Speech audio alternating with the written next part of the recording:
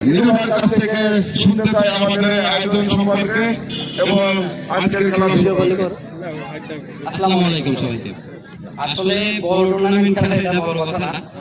আমার মতে আমি অনেক বছর আগে এখানে খেলতে আসছিলাম ঝিনাইদহে কবাডি টুর্নামেন্ট। তো তখন একটা আয়োজন দেখছিলাম যে আমার দেখা ওটা সবথেকে সেরা আয়োজন ছিল আমাদের খুলনা ডিভিশনের মধ্যে 2015-16 সালে। তো আবার যখন আমাকে আদিত্য বলল যে এখানে একটা খেলা আছে ঝিনাইদহে, তিনি বললেন আমি ভাবছি হয়তো এই টুর্নামেন্টটাই। তো আসলে দেখলাম যে হ্যাঁ এই টুর্নামেন্ট মোটামুটি খুলনা ডিভিশনের মধ্যে অনেকগুলো টুর্নামেন্টই হয় বড়, তবে ঝিনাইদহ জেলায় এটা আমার মতে সবথেকে বেস্ট টুর্নামেন্ট আমি মনে করি। এবং আরো আসবে প্লেয়ার মোটামুটি আমার সাথে যাদের পরিচয় আছে তারা সবাই আমাকে জানিয়েছে যে এখানে নাকি তাদেরকে খেলার জন্য ইনভাইট করা হয়েছে। তো আপনারা ভবিষ্যতে আরো ভালো প্লেয়ার দেখতে পারবেন ইনশাআল্লাহ। ধন্যবাদ নিরুভাইকে তার সুন্দর মন্তব্যের জন্য, আমাদের উৎসাহিত করার জন্য।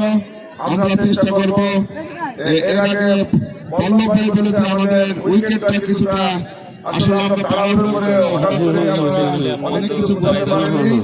আগামীতে আমরা আরো সুন্দরভাবে নিরুভাইদের মতো আরো ভালো ভালো খেলোয়াড় নিয়ে এসে আমাদের টুর্নামেন্টটা করবো ইনশাআল্লাহ। আর আমাদের পিচ শুধু পিচ বাদে অন্য কোনো নতুন এরকম সংযোজন করা যায় কিনা এখানে আপনার কোনো মন্তব্য আছে কিনা? ভাই যা আছে টুর্নামেন্টে আলহামদুলিল্লাহ, এর থেকে বেশি সংযোজন করার কোনো প্রয়োজন নেই। তারপরে আপনারা যা করছেন এটা মোটামুটি আমাদের জেলাতেও করা উচিত আমি মনে করি। এরকম একটা বড় টুর্নামেন্ট আয়োজন করা উচিত। আয়োজনের দিক দিয়ে কবাডি এই টুর্নামেন্টটা আমার দেখা সেরা।